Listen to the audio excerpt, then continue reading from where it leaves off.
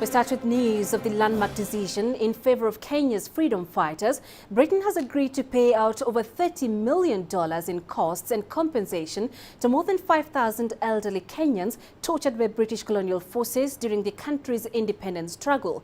British Foreign Secretary William Hague stopped short of a full apology, but offered what he described as Britain's sincere regrets for the abuses. His statement follows a 4-year legal battle in which Britain had sought to deny liability for the colonial era abuses. The UK argued that legal liability had passed to the Kenyan government after the granting of independence in 1963. Last year, the High Court ruled that 3 Kenyans tortured during the unrest could pursue their compensation claims against the government. And joining us now from London with the latest on this story is CCTV's Richard Bestick. Richard, a day of history for the British and for Kenya. What happened in Parliament there today?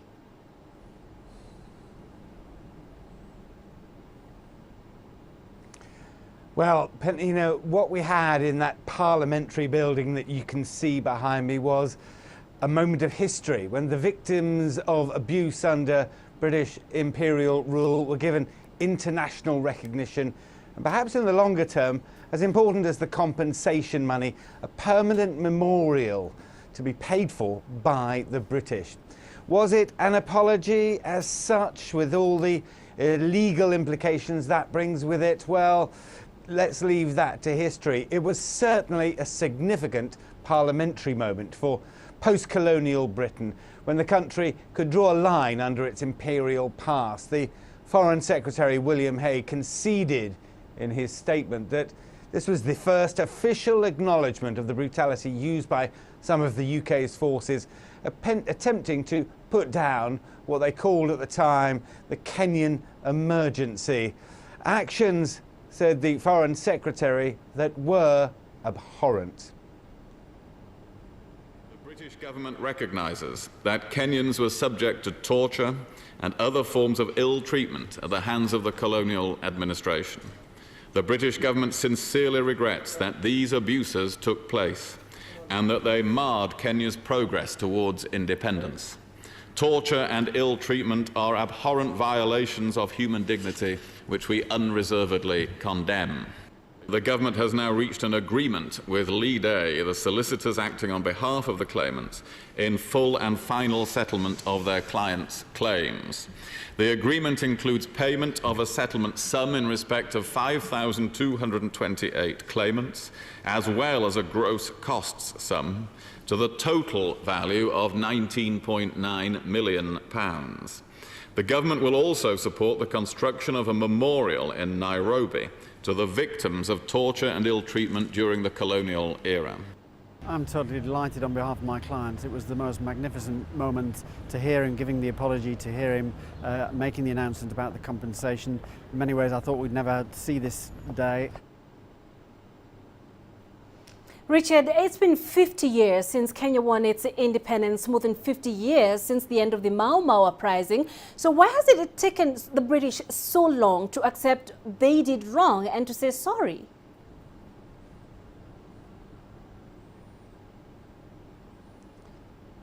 Well, let's add another figure to that as well, Penina.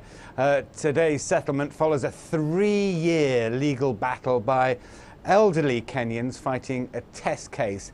Interestingly, in Parliament, the Foreign Secretary continued to maintain the British government's position that too much time had elapsed to allow for a fair trial. That responsibility had fallen to the Kenyan government at independence in 1963. The High Court in Britain didn't agree, and in a groundbreaking judgment last October, gave the go-ahead for Kenyan claimants to sue the British government. The government wasn't helped by the discovery of an 8,000 document archive from 37 former colonies. Among the papers, a memo which condoned beatings as long as they were done secretly. The phrase from the time, "If we must sin, sin quietly." So, the UK government opted for an out-of-court settlement, the rest of the time taken up with negotiations since last October to establish the level of compensation for the victims. Perhaps Mr. Hague had an eye to security and the wider East African region by trying to settle now this long-running sore. But in Parliament today, he made the point that it is not, he said, a cue for a flood of claims from the age of empire. Oh, that's Richard Bestick there joining us live from London, indeed on this very historic day here in Kenya and in Britain as well. Now, there was plenty of reaction back in Kenya. Survivors of the colonial era abuse have welcomed the British apology. But for many, the money is no compensation for what they suffered. After legal fees, the compensation works out at less than $4,000 each. Some feel this is very little to show for a lifetime of trauma, but others say they'll accept the money and the long overdue apology.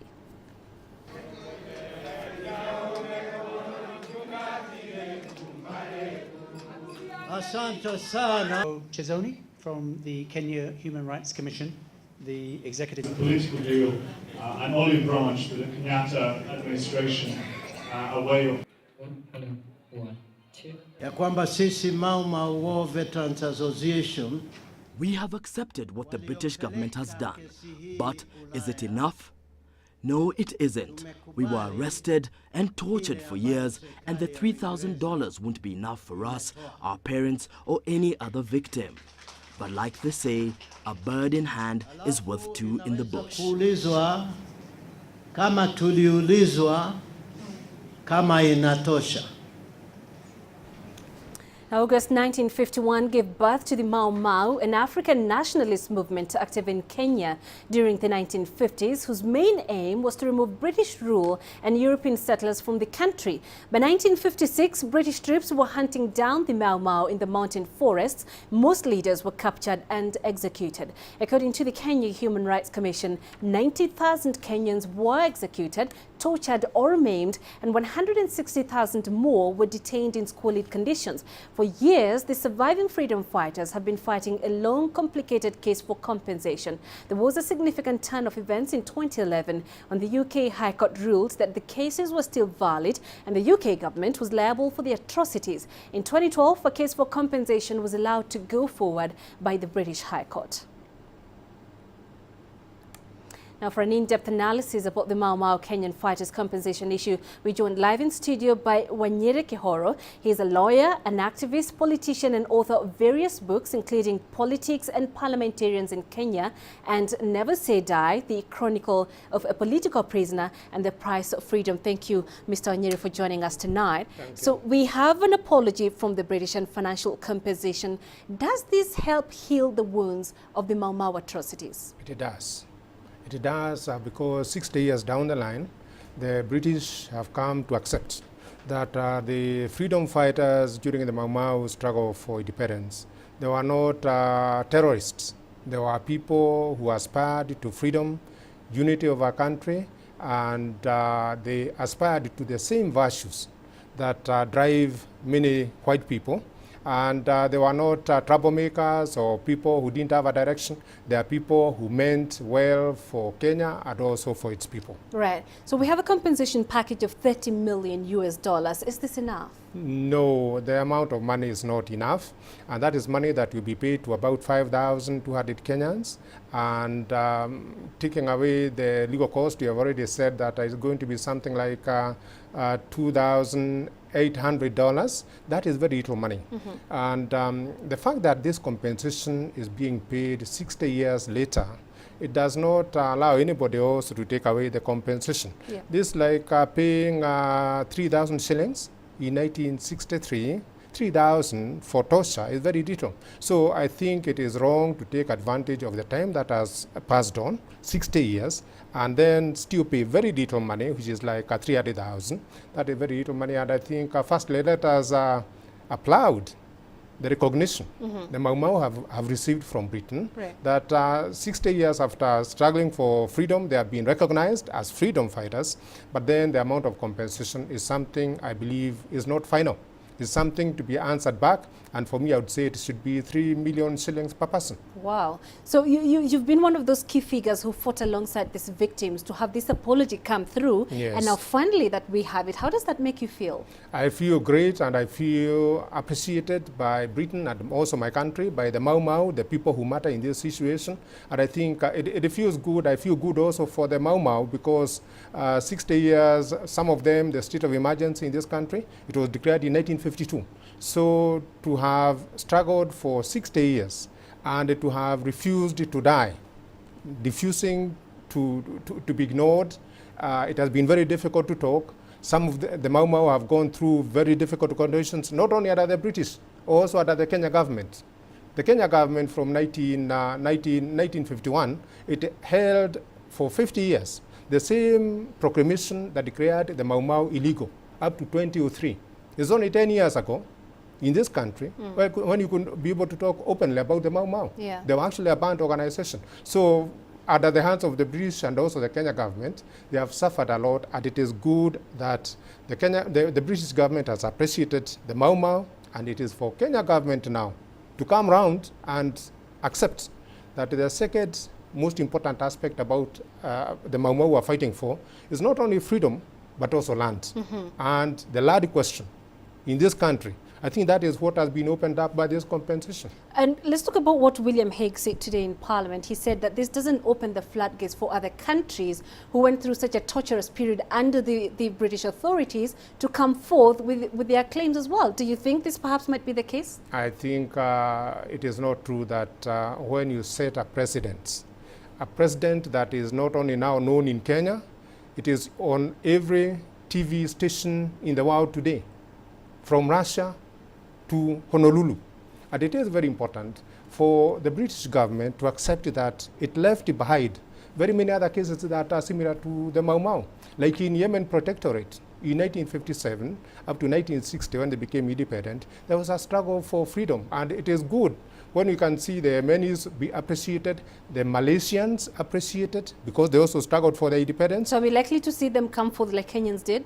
They will have to come along, and even in Africa we have Zimbabwe. One of the bones of contention between Britain and Mugabe today is about compensation for those people who fought in the second Simrenga. So I expect Britain will say we can compensate the people who fought for freedom in Zimbabwe, in Namibia, in South Africa, and also for the Portuguese in Angola and Mozambique.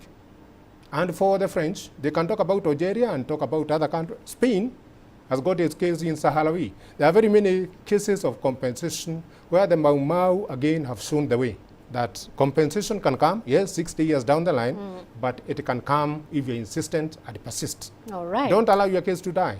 Let's leave it there for now. Thank you very much for coming to studio tonight. We had you. Mr. Wanyere Kihoro, a lawyer and political activist, as well as one of those people who did fight alongside those victims from Kenya to see this come to pass. You're watching Africa Live. Let's take our first break this hour coming up. We have the findings from investigations into the fatal hot air balloon crash in Egypt. Follow the latest trends in global politics, economics, culture and sport, and how Africa fits into the global picture. You decide what's important. We need some trade and justice. Africa's future will be determined by Africa. For women's equal opportunity, for a better life. We have to change something, and it's not the outsiders. Talk Africa, a new voice for the world.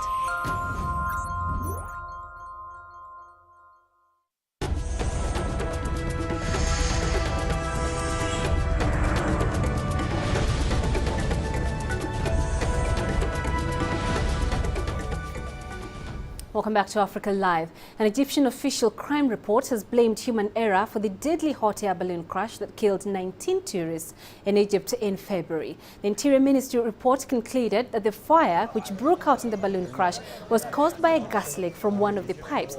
This, according to the findings, was installed by an unspecialized worker. The balloon was carrying 21 people at an altitude of 300 meters during a sunrise flight over the ancient temple city of Luxor when it caught fire. Victims included 9 Hong Kong tourists, a Japanese, British, French and Hungarian. 2 people survived by jumping out of the basket before the balloon hit the ground. The pilot, who survived by leaping out before it went up in flames, was subsequently arrested. Let's get more now from CCTV's Yasser Hakim, joining us live from Cairo. Yasser, what has been the reaction to these findings?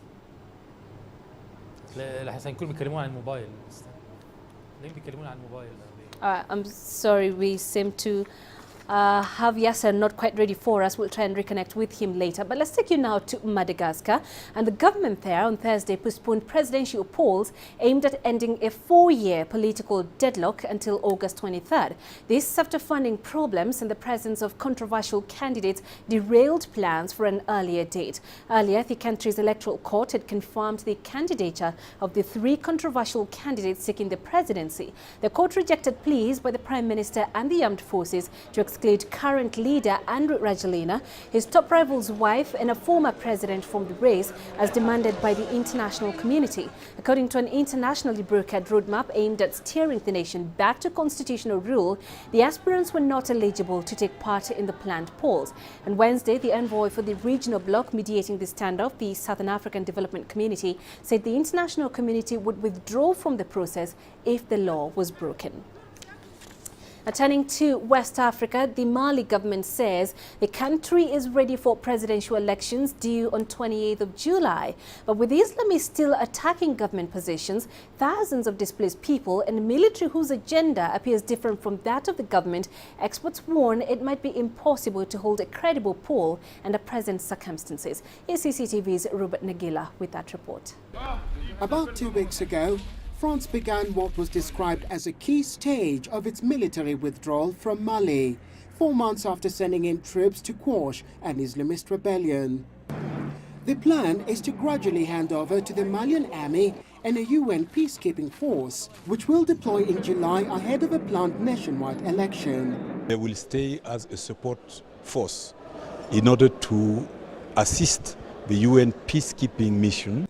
An estimated 6,000 soldiers under the African-led support mission in Mali, made up of ECOWAS member states, is scheduled to transform into the UN mission in Mali by July 2013 under UN Security Council Resolution 2100, increasing the number of troops on the ground to over 12,000.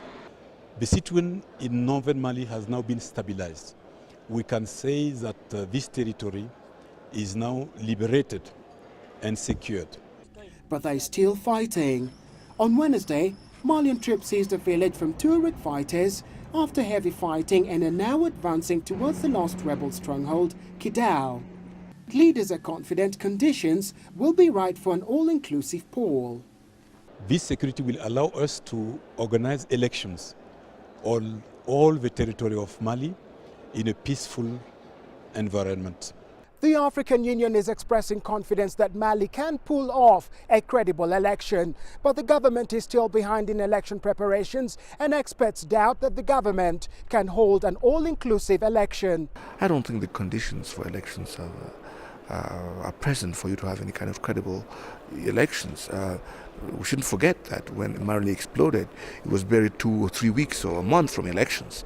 So I don't think elections will solve anything. It might even compound the process.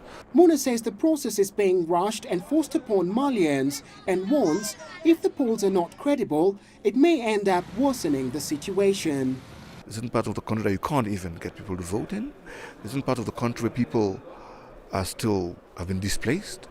I don't know how you can manage the electoral register in these circumstances. And while the southern part of the country readies itself for the polls, it is still unclear if the military backs the process. After all, it is they that overthrew the democratically elected government of President Amadou Traoré and have remained largely silent on the polls. Robert Nagila, CCTV, Nairobi. Time for another quick break here on Africa Live, still ahead. Closing in on Boko Haram, Nigeria's military speaks out on ongoing offensive.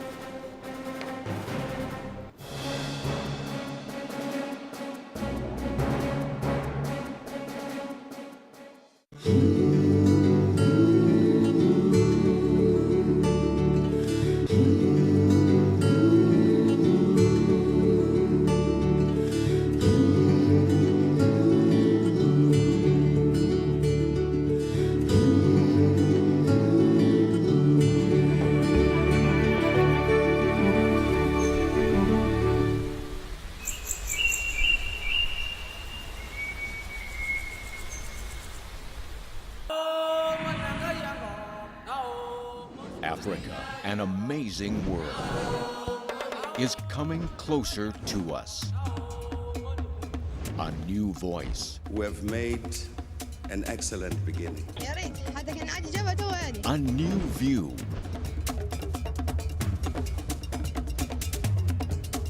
Let's watch together. We deliver news and views. Let's explore together. We get you inside real Africa. Every day, only on CCTV News.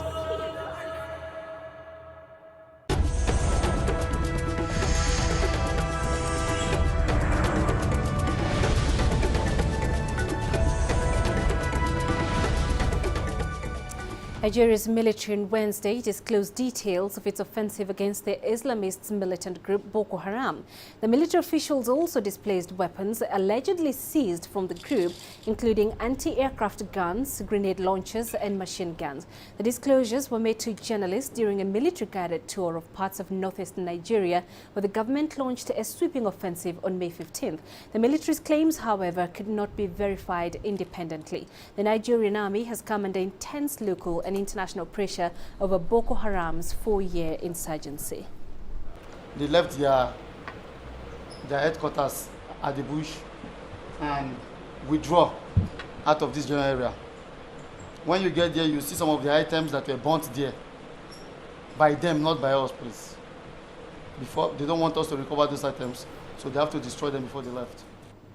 There may be months to go until Oscar Pistorius stands trial for murder, but stories in the media, both in South Africa and around the world, are continuing to surface every day. Concerns around coverage of the Paralympic stars case led to a public warning to journalists at his latest court appearance this week. But as CCTV's Guy Henderson reports from Pretoria, covering this case is a tough balancing act. When Oscar Pistorius goes on trial, it'll be by a judge in a courtroom. Bound by the principles and precedents of South African law and not easily swayed as a jury can be by the inevitable media barrage. Still, during the latest hearing, a warning. The magistrate told Court C on Tuesday that he was concerned about what he called a trial by media.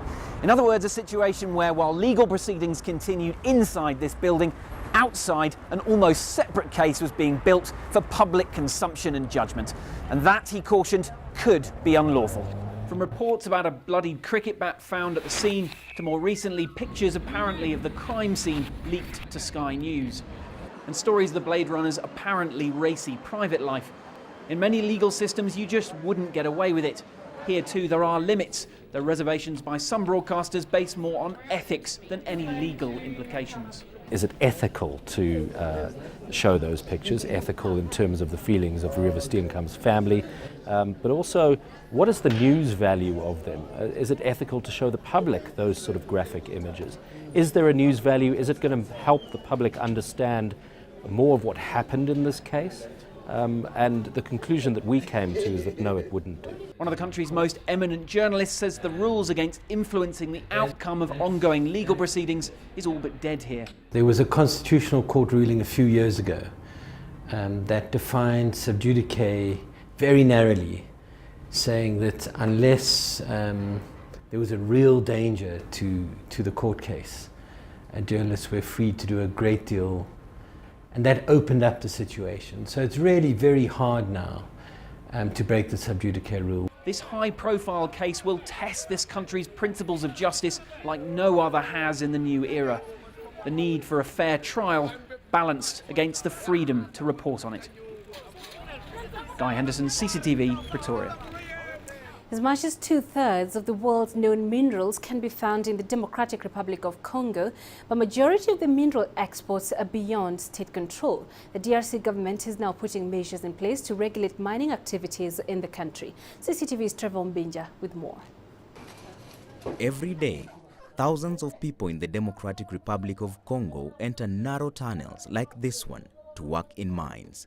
Rich in copper, cobalt, coltan, uranium, gold and diamonds, the country possesses an abundance of natural resources, but accessing them can be hazardous. 2 weeks ago, we found out people had died here. I don't know how many, but it was around a dozen who died following the collapse of the hose where we bring out the minerals. At this large quarry in Rubaya in North Kivu, miners are digging for coltan, a mineral used in the production of mobile phones and laptops. Workers here earn up to $10 a day, double the average. At the market, coltan can sell for several $100s per kilo. We treat the minerals. We are treating them well in order that we can take them to the market. It's coltan that we dig for here, but it's mixed with manganese. The battle for control of DRC's natural resources has been at the heart of the conflicts which have ravaged the country in recent years. Currently, the majority of exports are not controlled by the state. And in an effort to keep track of the country's raw materials extractions, an official trading center has recently been built, but it's not open yet. We'll try to concentrate all the trade in minerals here, but the center is closed. As a result, there'll be lots of fraud. The minerals are scattered here and there, and there's no way to control them.